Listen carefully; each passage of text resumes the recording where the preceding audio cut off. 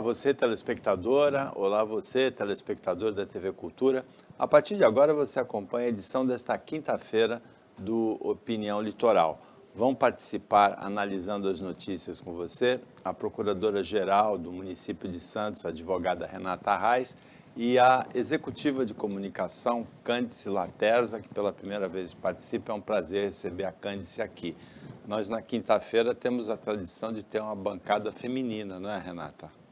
E está melhorando cada vez mais, né, quinta-feira. Eu tive a oportunidade de conhecer recentemente a Cândice e fiquei muito feliz de ela ser a nossa companheira aqui hoje. Bom, já que a gente tem uma bancada feminina, vamos começar com uma matéria terrível e que é feminina. É uma matéria criminal horrorosa. No Rio de Janeiro, uma mulher foi presa ontem, acusada de ter matado, ela foi presa no dia seguinte, uma outra mulher de 54 anos por ciúmes, é a acusação, Renata. Ela enviou bombons envenenados. Ela certamente devia saber que ela tinha ciúmes, achava que o namorado dela ainda tinha envolvimento com a ex dele, devia saber que ela gostava de chocolate e mandou bombons envenenados, uma coisa... É até difícil imaginar uma mulher arquitetando um plano desses, né? Ela foi presa e o motoboy que fez a entrega também. Olha, na verdade a gente se depara todos os dias com situações que nos deixam realmente estarrecidos com o que o ser humano está sendo capaz de fazer pelos interesses próprios e, às vezes, os interesses mais vis, mais sórdidos e situações que poderiam ser resolvidas de outra forma.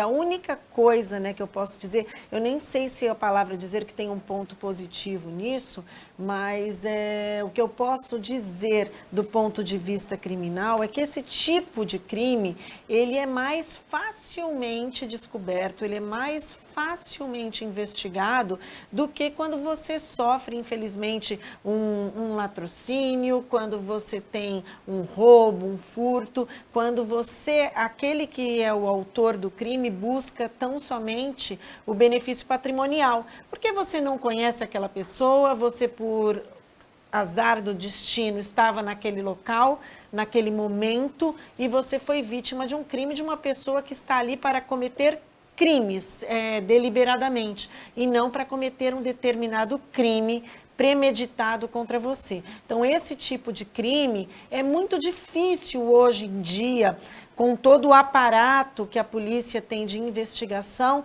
de ele passar sem ser descoberto. Então, eu acredito que aqui nós temos hoje na nossa pauta alguns, né, outros crimes mais ou menos na mesma linha de premeditação, e eles são mais facilmente investigados, porque a pessoa que pratica um tipo de crime como esse, ela normalmente deixa rastros, porque não é um criminoso contumaz, mas é uma pessoa que, por algum interesse próprio, decidiu adotar aquela conduta, no caso aí, extrema. E do ponto de vista da mulher, né, falando como mulher, decepcionante, porque a gente defende tanto, né, o papel da mulher, a gente defende o protagonismo feminino e a gente espera que a mulher hoje, ela, por causa de um homem, seja procedente ou não o ciúme dela, ainda que fosse motivado, eu acho que há outros caminhos para que a mulher se liberte dessa situação, desse, às vezes, ciclo vicioso e tome o caminho dela sem precisar se submeter a esse tipo de situação que vai ter consequências aí bastante danosas para a vida dela. Cândice, é um prazer receber você aqui e, embora a primeira notícia que você vai comentar não seja uma notícia muito agradável de comentar, né? Terrível, né, o que aconteceu no Rio de Janeiro. Obrigada pelo convite, um prazer estar aqui ao lado da Renata. Obrigada, viu, Paulo? E eu ia falar exatamente como o que a Renata terminou. Ela já falou da parte penal, aí, da parte jurídica com de brilhante forma. Eu queria falar justamente por estarmos numa bancada feminina, falar desta parte da mulher. A gente defendendo tanto a posição da mulher, o que a mulher tem que fazer para estar no protagonismo, né? E essa mulher, ela acabou com a vida de outra mulher e com a dela também, quando a gente pensa nas consequências. Então, a partir do momento que a gente está nessa fase de transformação, de empoderamento, estamos aqui 2 mulheres contra um homem na bancada, né? Tentando dar mais leveza para esse caso, que as mulheres reflitam um pouco mais. Não pode matar uma outra mulher por causa de um homem. Gente, ela acabou com a vida dela em detrimento de uma situação e de um ciúmes que ela nem tem certeza, porque a gente nem tem certeza, né, Paulo? Então, acho que tem que ficar a mensagem aqui, a gente como jornalista, advogado, enfim, formadores de opinião, para que as pessoas reflitam sobre as suas atitudes. Um crime premeditado neste nível, por conta de ciúmes, o que você faz com a sua vida, por conta de ciúmes de outrem, eu acho que as pessoas têm que refletir um pouco. A população está muito agitada e conturbada, a gente tem visto assuntos que magoam a gente, né? A gente vê o noticiário e termina o noticiário deprimido, Paulo, porque é muita notícia ruim, e além das ruins, as que as pessoas transformam em ruins, né? Porque um crime premeditado transforma em notícia ruim. A Então, gente tem comentado aqui muitos casos de feminicídio por ciúme. Aconteceu em Cubatão, uma atendente de farmácia foi assassinada pelo segurança. No Imbaré, em Santos, uma moça de 27 foi assassinada pelo ex-marido de um advogado também de 49. Em Praia Grande, um sargento da polícia rodoviária matou também a ex-mulher na porta de um bar depois de brigar com o namorado dela. São crimes assim, esses até talvez seja no calor do momento e tal. Agora, essa mulher, ela premeditou isso, dá para imaginar a cena dela mesma colocando veneno dentro do bombom, né? Uma coisa assim inimaginável, mesmo que o ser humano chegue nesse ponto. E vocês 2 têm razão. Por uma questão de ciúme que prejudica a sua vida no momento, você vai lançar mão do resto da sua vida, que provavelmente nunca mais se recupera. Quem fez isso nunca mais se recupera disso, né? A mulher é acusada, ainda não é certeza que tenha sido, mas a notícia é realmente impressionante. Em Guarujá, 2 notícias ainda dessa pauta criminal desse primeiro bloco. Em Guarujá, um influenciador digital, Renata, foi assassinado num assalto. Ele saiu na madrugada de ontem com um amigo para comer um sanduíche e foi abordado por uma dupla de motocicleta, levou um tiro na cabeça, talvez por ter continuado com o carro em movimento. Conseguiu dirigir até o socorro, né, até o hospital, mas ficou internado em estado grave, levou um tiro na cabeça. O nome dele é Meno Cabrinha, ele tem quase 900 mil seguidores nas redes sociais por conta de manobras que ele faz com motocicleta, e foi motociclista que deu um tiro nele. Exatamente. Esse caso justamente serve de paradigma para o assunto que a gente estava falando anteriormente.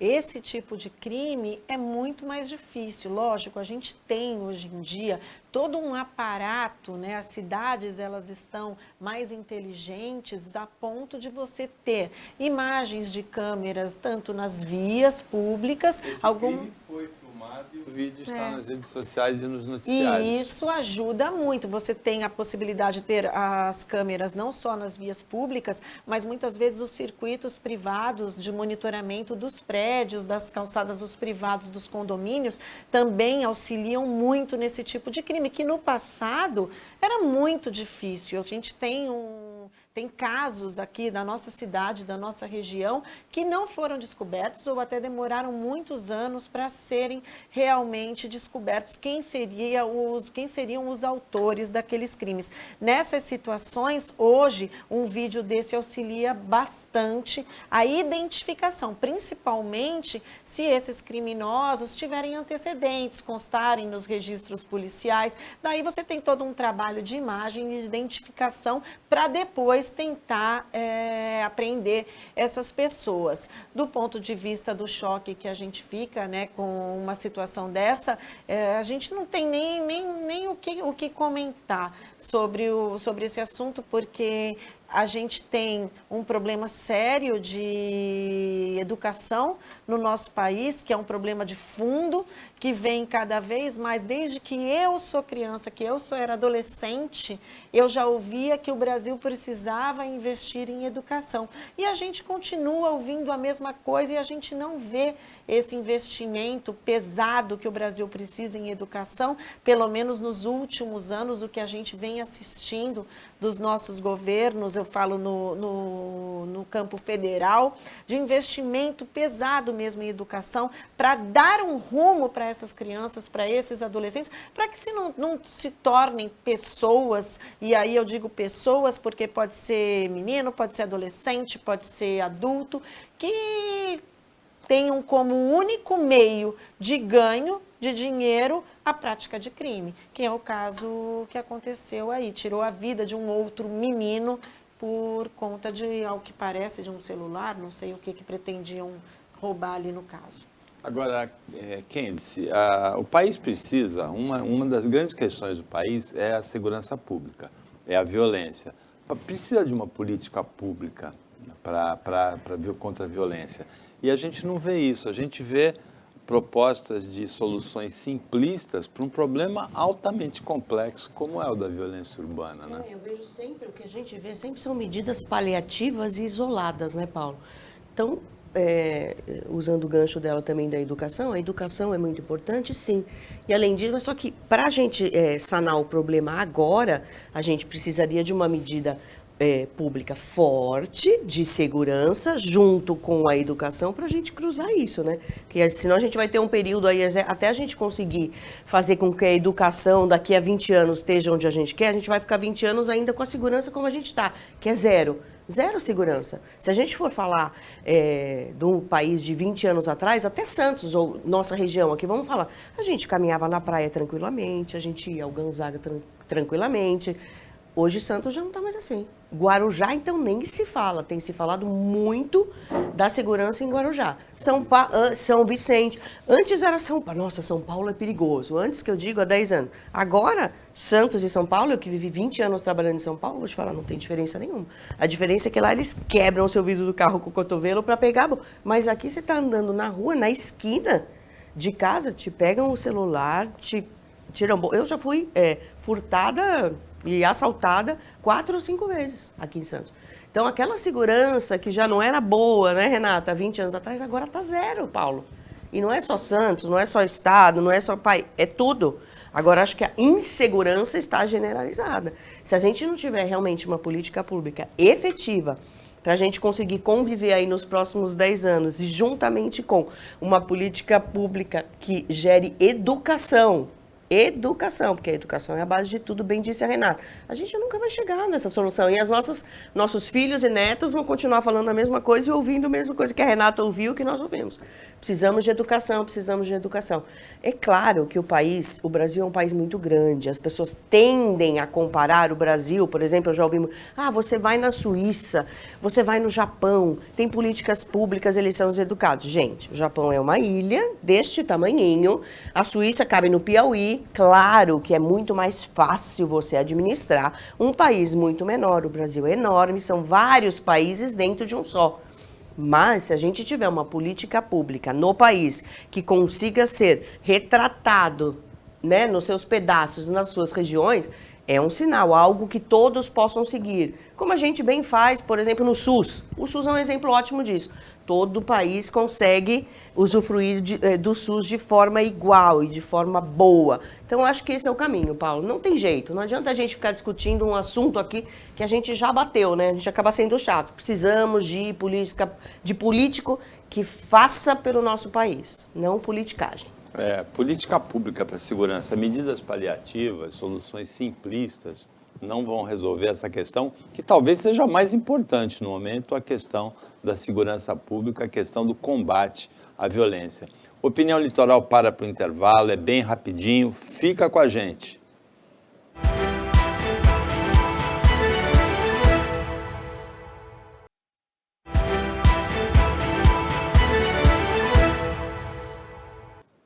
Voltando com a Opinião Litoral, nesta quinta-feira, quem está analisando, interpretando as notícias com você é a Renata Reis, que é advogada, que é procuradora-geral do município de Santos, e a jornalista Cândice Latesa, que é executiva do ramo da comunicação.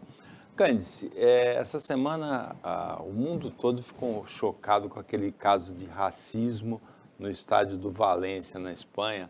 O atleta brasileiro Vinícius Júnior foi chamado de macaco por um estádio inteiro, uma coisa difícil até de imaginar no século XXI. Mas tem muito racismo, tem nos Estados Unidos, tem na Espanha, tem aqui do nosso lado, na América Espanhola. Ontem, os jogadores do Santos, no jogo no Chile, 2 foram vítimas de ofensas racistas. E em Guarujá, um síndico e a mulher dele, de um flat chamado Golden Beach, são acusados de assédio moral pelas funcionárias, pelos funcionários, por outros condôminos, também de racismo, com frases assim muito agressivas. O nome do condomínio é bonito, né? Golden Beach, né? Praia Dourada. Não significa nada que eles moram ali e não têm consciência nem civilidade, né?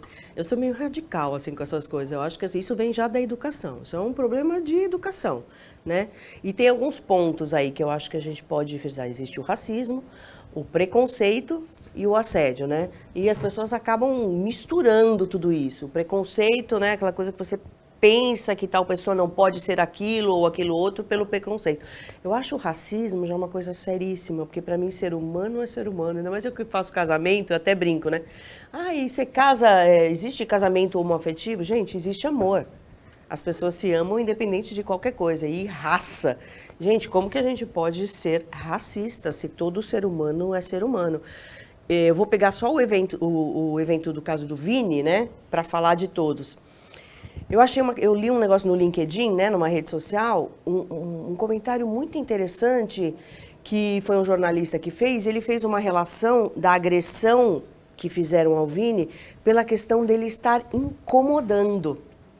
Porque ele é negro, sim, a gente não pode negar, ele é negro. Ok, tudo bem. Ele era pobre, ok, e ele está vencendo e incomodando, porque atualmente é um dos melhores jogadores de futebol do país, e está atuando fora, está brilhando. Então, essa questão dele incomodar, eu acho que, e o pessoal julgá-lo e se esconder atrás da massa, porque quando você é racista e acusa sozinho, você pode ser pego facilmente, né? Renata pode falar disso.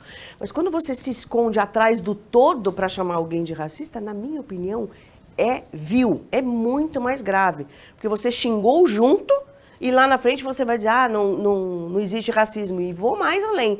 Com certeza tinham mulatos, negros, pretos, né, que se diz da raça preta, gritando junto, Paulo. Se você der um close lá, você vai ver todo mundo gritando, junto. Então eles gritam para ofender e não pensam no que estão fazendo. Eu achei um absurdo. Eu acho que fazia tempo que eu não via um caso de racismo tão absurdo assim. E ele é negro? Sim. E ele venceu? Sim. E qual é o problema? Qual é o problema? E vai representar o Brasil? Sim, e muito bem. Né, Renato? O que me chocou foi a questão das pessoas se defenderem na massa. Porque você não pode apontar, foi ele que me xingou. Não, estava todo mundo gritando. Todo mundo gritando. Não sei se vocês pensaram por esse olhar, mas eu pensei nisso quando eu li esse comentário. Até chamei o rapaz para parabenizar, porque ele falou, ele está incomodando e as pessoas não estão querendo admitir. Poxa, ele chegou lá. E eu sou branco, executivo, tal, tô aqui torcendo e não cheguei lá. Eu li uma matéria recentemente sobre ele, um pouco antes desse episódio, e que o Vini Júnior não só está se destacando pelo futebol que joga, mas também hoje ele é o atleta que mais angaria recursos, mais ganha com publicidade. Ele está ganhando muito dinheiro. Então, ele é uma pessoa que está diferenciada mesmo hoje no futebol. E, sem dúvida nenhuma, esse incômodo, de alguma forma, provocou ali o que a gente chama de histeria coletiva. Quando o comportamento de um grupo, ele, num momento de calor ali, de emoção, ele acaba contaminando os outros. E tem esse quê, lógico, de covardia, que é isso que a Cândice falou, de você se esconder por trás de uma multidão, porque você entende que ali você está, de uma certa forma, protegido, não só de ser descoberto, como da própria situação que você está vivendo naquele momento. No caso específico aqui do síndico, do flat do Guarujá, as pessoas elas precisam se acostumar e entender de uma vez por todas que os direitos e garantias individuais, eles não são absolutos, eles convivem com outros direitos também protegidos constitucionalmente. E a gente precisa ter uma política aí de educação mesmo dos adultos para entenderem que a liberdade de expressão, isso que foi colocado na cabeça da população brasileira nos últimos 4 anos, de que a liberdade de expressão é mote, né, para qualquer conduta, ela é justificativa e ela protege qualquer conduta, isso é um pensamento totalmente contrário às nossas leis, contrário à nossa Constituição Federal. A liberdade de expressão, ela não protege você da prática de crimes. E o racismo é crime. Assim como hoje a homofobia, embora não tenha legislação específica a respeito, o Supremo Tribunal Federal já equiparou as mesmas consequências dos crimes de racismo. Então, as pessoas precisam entender aquilo que você acha que você pode falar na sua casa, na mesa de almoço de domingo, que você não deveria sequer falar lá, muito menos de forma a ofender, injuriar pessoas, né, na honra delas e deliberadamente, como a gente veio falando aqui, fazendo um link com a primeira notícia, por situações, muitas vezes, situações sem importância nenhuma. E hoje, graças a Deus, o mundo, né, se informatizou o suficiente para que a gente tenha essas condutas de todo mundo do dia a dia monitoradas 24 horas por dia, onde quer que você esteja. Se não tiver ali uma câmera de monitoramento, vai ter alguém que vai rapidamente sacar o celular, vai filmar e vai possibilitar que pessoas que pratiquem essas condutas sejam realmente processadas, sancionadas e que isso sirva de exemplo. Renata, a gente começou o programa falando de uma atitude completamente irracional de uma mulher que por ciúme envenenou alguém, ou uma outra mulher que ela considerava uma rival, mas a gente tem uma notícia hoje de uma mulher que superou assim uma infância, uma adolescência difíceis, teve problemas inclusive de moradia, foi expulsa de casa, passou por um casamento abusivo em que o marido a maltratava, batia nela, o Ike Turner, e que virou uma estrela assim de primeira grandeza. A Tina Turner morreu ontem na Suíça aos 83 anos depois de uma longa doença, diz o comunicado. Poucos dias depois da morte da rainha do rock brasileiro, morre aquela que os moradores dos Estados Unidos, principalmente, consideram a rainha do rock mundial. A minha filha, uma vez, Renata, ela gosta da Beyoncé, e eu mostrei para ela, vem ver a Tina Turner. Inclusive tem uma apresentação das duas juntas, porque o estilo lembra, né, o estilo da Beyoncé. Do lado da notícia da morte, assim, na pauta da Tina Turner, eu coloquei 2 palavras: vulcão, porque ela era um vulcão, e rainha, porque era uma rainha. Ela era uma rainha e não só pela tudo que ela desenvolveu, lógico, na música, mas por esse exemplo realmente que ela deixa do que lá atrás já existia de empoderamento feminino, que hoje se fala tanto, né, da mulher dona de si, da mulher que supera alguns, não, às vezes não poucos obstáculos que a vida traz e faz ali do limão a limonada e consegue realmente se reinventar.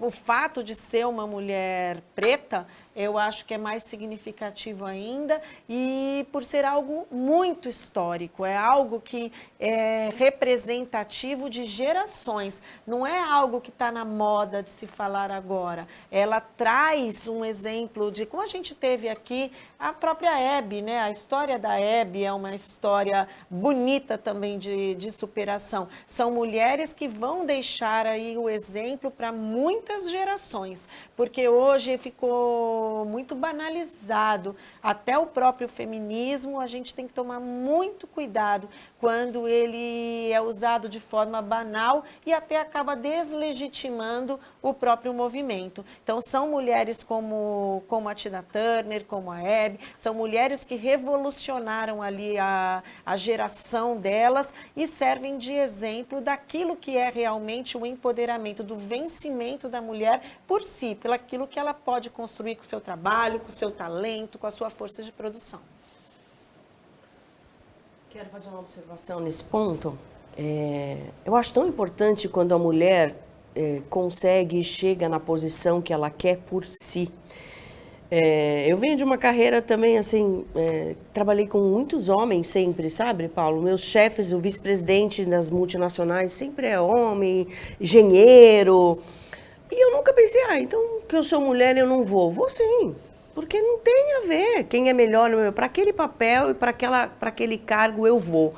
Então eu acho importante as mulheres atentarem para esses marcos que nós temos, como uma Tina Turner, como uma Rita Lee, como uma Hebe, como tantas outras que viraram referência nos seus papéis. Você aí, com certeza que está nos assistindo, tem a sua luta diária ou da família e chegou onde você chegou porque você porque você faz, porque você é boa no que você faz. Então, luta, vai atrás, mas não carrega esse fardo. Mesmo eu sendo mulher, eu cheguei lá. Não. Você chegou lá porque você é boa. E não importa se você é homem ou se você é mulher. E mais um recado que eu acho importante. Essas pessoas que viram referência, elas carregam massas. Então, tem que ter o cuidado, porque são formadoras de opinião. Então, essas mulheres, ao se posicionar, precisam ter muito cuidado, né, Paulo? Porque uma frase de uma mulher dessa arrebata massas, como nós temos aí hoje em dia, Anitta, que arrebata todos os jovens com o que ela fala. Precisa ter cuidado também. Então, o que fica disso tudo para mim, falando da Tina Turner, de todas essas mulheres que chegam onde querem e vencem, é responsabilidade. Porque o sucesso traz junto a responsabilidade das pessoas que se espelham em você. Renata, as três que vocês citaram, ao lado, as duas, a Rita Lee e a Hebe Camargo, ao lado da Tina Turner, elas têm como denominador comum o fato de terem exposto os problemas que viveram. Exatamente, isso é uma construção. A honestidade, né?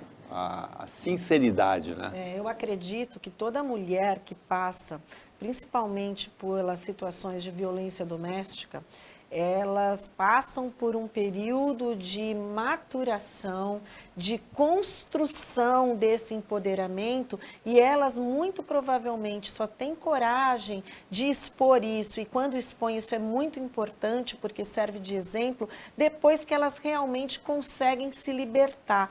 É muito difícil que uma pessoa que tenha, que seja uma celebridade, que seja uma pessoa que tenha fama ou mesmo que dentro de uma sociedade menor, numa cidade, seja uma pessoa conhecida, eu acredito, e pelos casos que já escutei, por tudo que já trabalhei e já conheci de defesa da mulher, a mulher, o primeiro passo dela, principalmente quando tem família envolvida, o primeiro passo é sempre tentar esconder, é você achar que você vai resolver aquele problema dentro de casa. A mulher, ela só se liberta quando ela pede ajuda, quando ela realmente fala. Enquanto ela está sozinha, isso pode, lógico, tem exceções, mas a grande maioria, isso é o que acontece. E mulheres como essas que têm toda essa virada na vida e conseguem conquistar tudo que elas conquistaram com o esforço próprio, foi como a Candice falou, pelo trabalho próprio, por si mesma, elas servem de exemplo aí para toda uma gama de mulheres que têm muitas vezes problemas parecidos e não têm coragem para enfrentá-los. O Opinião Litoral para mais um intervalo e volta já para o último bloco.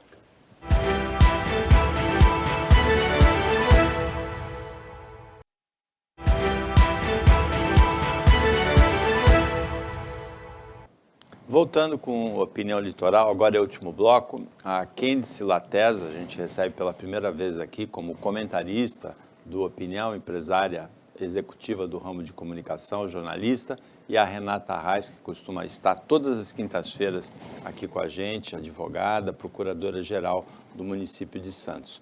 Renata, você acredita que o Lula e o Alckmin vão conseguir baixar o preço do carro popular? É difícil. Estamos tentando, né? As montadoras, elas chegaram à conclusão que o lucro com o carro popular, ele é muito pequeno. E quando você investe em carros de luxo, o lucro de quem fabrica e de quem vende é muito maior. Então, estuda-se aí algumas formas, existem algumas propostas do governo. Uma delas é, lógico, diminuir impostos. Sem diminuir carga tributária, você não barateia nada. Então, você precisa baratear um produto, você precisa reduzir a carga tributária, para que aquele que fabrica, aquele que vende, tenha um gasto menor e possa também cobrar menos do consumidor. Porque aqueles impostos que a gente chama de impostos que não são diretos, que você paga um IPTU diretamente, você paga o seu IPVA diretamente, mas tem esses impostos chamados de impostos indiretos, e o ICMS é um deles, que quem paga é o consumidor. Mas a gente acha que não paga ICMS, a gente paga ICMS o tempo todo em tudo. E é por isso que a gente precisa ter uma redução de carga tributária para que a gente tenha um produto que chegue mais barato, além de outras medidas, estuda-se também liberar o uso do FGTS para essa finalidade. Há pessoas do governo que são contra, tem ministros que são contra, tem ministro que é a favor. Então, eles vão anunciar hoje um pacote aí de medidas tendentes a solucionar essa questão. Intenção o governo tem. Então, vamos ver se a gente vai conseguir colocar mesmo isso em prática, colocar isso de pé. Porque hoje, realmente, o presidente não mentiu, não existe mais carro popular. Né? Candice, na época do carro popular, lógico que tem a inflação acumulada desse período, mas a gente lembra que o preço era R$7.000, né? Hoje não existe nenhum carro brasileiro por menos de R$60.000, né? Não existe um carro popular barato. O carro não é mais popular. Por mais barato que ele seja, a gente não pode usar essa expressão carro popular. Vou colocar só uma pimentinha, né? Eu só espero que não seja uma medida popular, né? Eu acho que não pode ser uma medida popular, porque o governo está tentando aí algumas coisas, a gente vê muito erro, muito acerto, obviamente que não é fácil governar, mas o cenário, principalmente automotivo, ele mudou muito. Hoje você tem gerações que não querem mais comprar carro, eles alugam o carro. Então a gente tem uma divisão aí de público, Paulo, a gente tem que atentar para isso também. Quem é que compra este carro popular? Porque a moçada, o primeiro carro, eles já não querem mais, eles alugam um carro. Muitos já nem querem, eu pego o Uber. Então, a pessoa de comunicação aqui em marketing, eu sempre penso no meu público. Para quem estou fazendo isso? Então, para quem é este carro popular? É para a classe média que não consegue chegar no carro mais caro? É para o mais pobre que tem ainda o sonho da casa própria e do carro popular? Porque tem uma geração que não tem mais esse sonho. Então, a gente tem que entender qual é o público que o governo quer atender, se ele vai atender e se vai dar certo. Se não é uma medida que a gente chama aí, né, só para jogar uma nuvem de, ele está baixando o carro. Eu espero que seja, na baixa dos impostos, que seja uma medida efetiva para dar àquelas pessoas que têm este sonho a possibilidade de. Eu sempre gosto de ter um olhar, aqui o olhar jornalístico do advogado do diabo, né? Porque é fácil você falar e fazer é muito difícil, né, Renata? É muito difícil reduzir impostos neste momento que a gente vem de um pós-pandemia, que a gente tem muita coisa acumulada. Hoje é o dia da indústria e o governo vai anunciar alguma redução de impostos e a possibilidade, como disse a Renata também, de uso do fundo de garantia para comprar carro, porque a indústria automobilística ela também movimenta a economia. Muito. Agora, se você me permite, só complementando o que você disse em relação a esse perfil da juventude hoje de não usar mais, não querer mais o carro próprio, eu acho que a medida minha é uma opinião pessoal minha. Uma medida dessa, ela beneficia muito um setor hoje no país que não para de crescer, que são as pessoas que precisam do carro para prestação de serviço, que são os entregadores, que são os que fazem o transporte privado de de passageiros coletivo, mas privado, que são o Uber e todas as empresas análogas, os aplicativos, os aplicativos de...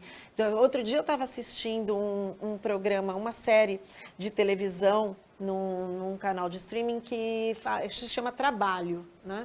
E estava mostrando até o ex-presidente Obama, que é o apresentador, eu não sei se é o desenvolvedor dessa série. E eu notei que muita gente nos Estados Unidos faz serviço de entrega de carro. Isso que a gente faz de comida de carro. Você consegue imaginar isso no Brasil? Porque o trânsito... O trânsito não deixa chegar, né? No Brasil E o é mais custo moto também, né? por causa do custo e por causa da agilidade também, por causa do tempo, né?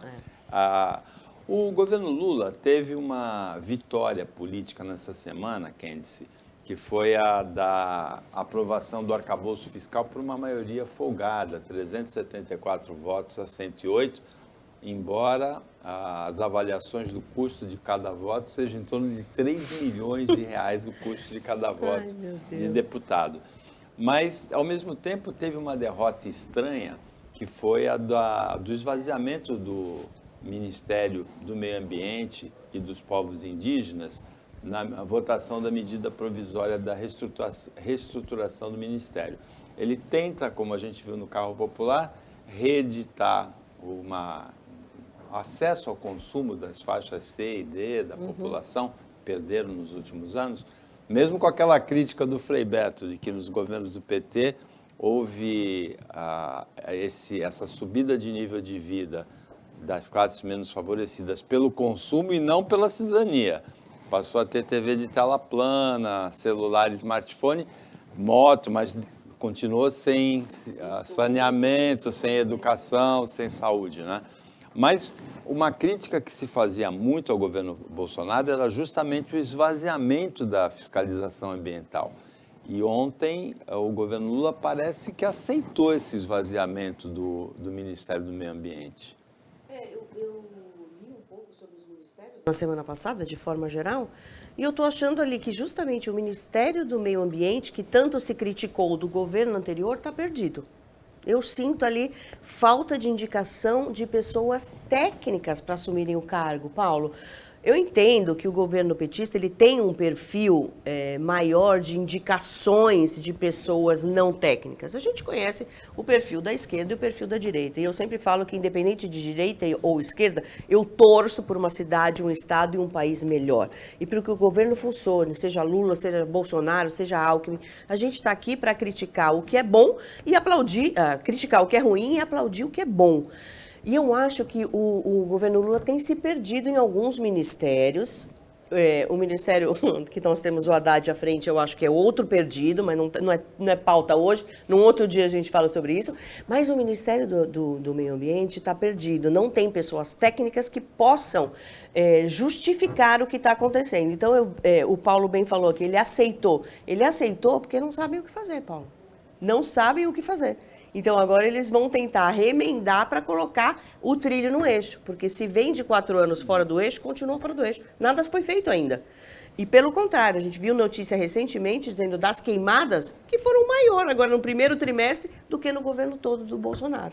Então, eu acho que está faltando aí gente que realmente entenda do assunto e mais do que isso, gente, a pessoa que queira fazer. Eu aqui não estou criticando Lula, defendendo Bolsonaro. Não importa em quem eu votei, eu falo como jornalista e formadora de opinião. As coisas que são prometidas na campanha têm que ser feitas. Se estava ruim no governo Bolsonaro, então faz melhor. Prometeu, coloca a gente lá que faça. Nós estamos aqui para aplaudir. Né? Nós estamos aqui para aplaudir. O Paulo é um cara que está aí na imprensa, crítico, já viu de tudo, né? A gente já viu parte boa, parte ruim, e a gente tem que ter um olhar como cidadão do que está bom e do que está ruim. E não está bom. Os ministérios estão perdidos, né? Olha, o que eu acho de tudo isso, a gente vai usando aí o jargão do nosso ministro do Meio Ambiente do governo Bolsonaro, passou a boiada, né? A sensação que dá é que o governo deixou passar a boiada dessa vez. O governo Lula ele está encontrando uma dificuldade muito grande de tratar os seus projetos dentro do Poder Legislativo. Uma grande dificuldade de formar essa base realmente forte e que possa com rapidez e eficácia, aprovar os projetos do governo. Outro dia a gente estava conversando aqui, e eu sempre gosto de repetir isso, a gente vive nesse país que é presidencialista, só que a gente, na verdade, vive um semi-parlamentarismo, porque nós não temos condições para que o Executivo faça nada se não tiver o apoio e o aval do Legislativo. E isso tudo é que realmente é a cama, né, perfeita para deitar a corrupção. Porque você precisa do voto, sem o voto você não executa, e como que você consegue o voto? Barganhando. Se não for dinheiro, se não for cargo, é o quê? Então, como é que a gente governa nessa situação? Faz diferença se é esquerda ou direita? Muda alguma coisa em relação à sistemática de como as coisas são conduzidas? Na semana passada, eu estive num evento muito interessante que o palestrante foi o ex-ministro do Supremo, o Aires Brito, e eu sou fã dele, e a gente teve a oportunidade de conversar muito, e uma pessoa fez a pergunta para ele da necessidade ou não de um poder moderador no nosso país, se a gente tinha essa necessidade. E ele falou, a gente não precisa, porque o presidente hoje já faz o papel de moderação, porque a gente vive prática, a gente só não tem o primeiro-ministro. Mas o que a gente não faz? Quem manda no país? Presidente da Câmara, presidente do Congresso, presidente do Senado, são eles que estão ali e que eles é que conduzem os projetos do Poder Executivo de forma a eles saírem ou não do papel. Em relação ao meio ambiente, a gente só tem aí que se entristecer e torcer para que, de alguma forma, o governo consiga dirigir este olhar mais específico para esse setor e dar os meios cabíveis para que os dois ministérios, tanto dos povos indígenas como de meio ambiente, consigam desenvolver bem as suas tarefas. Renata, rapidamente, que a gente está no final do nosso tempo, a gente vê nos dias atuais um avanço do Alzheimer, um avanço do Parkinson, né, prejudicando as pessoas de mais idade, mas uma pesquisa feita na Finlândia mostra que as pessoas entre 75 e 80 anos, do final da década passada, 2017, 2018, estão muito melhores do que as pessoas que tinham essa idade em 89, 90, no final da década de 80, 30 anos depois. Mais fluência na fala, mais velocidade, mais condições musculares melhores, fluência é força, velocidade na caminhada e condições cognitivas melhores também, rapidez de raciocínio, fluência na fala. Você acredita nisso? Você observa isso? Olha, o estudo é finlandês, onde aconteceu o estudo. O importante é analisar quais foram os idosos analisados. Isso pegou toda uma parcela mundial, esse estudo. Finlândia, e é exatamente o país que ocupa o primeiro lugar no ranking da educação, né? Então, na Finlândia não fica difícil você melhorar a qualidade de vida de ninguém em faixa etária alguma. Aqui no nosso país, eu acredito que isso, embora a gente tenha uma expectativa de vida cada vez maior, eu acho que a gente não tem qualidade de vida que é necessária para os nossos idosos. Cante-se rapidinho. Qualidade de vida, acho que não é a palavra, mas eu tenho notado realmente que nós temos um aumento aí na longevidade, né? Antes uma comparação rápida, antes uma avó de 75 era uma avózinha, agora de 75, esta mesma que era a avózinha do crochê, ela está indo na hidroginástica, ela sai, ela passeia, ela brinca com o neto. Então a gente tem uma longevidade, né, aumentada. Agora, se a qualidade de vida está melhor, aí eu acho que eu vou concordar com a Renata. A Organização Mundial de Saúde, nós soubemos numa palestra que estivemos essa semana, que aumentou a adolescência até os 25. Então, nada mais normal que os idosos também têm que ir até 90.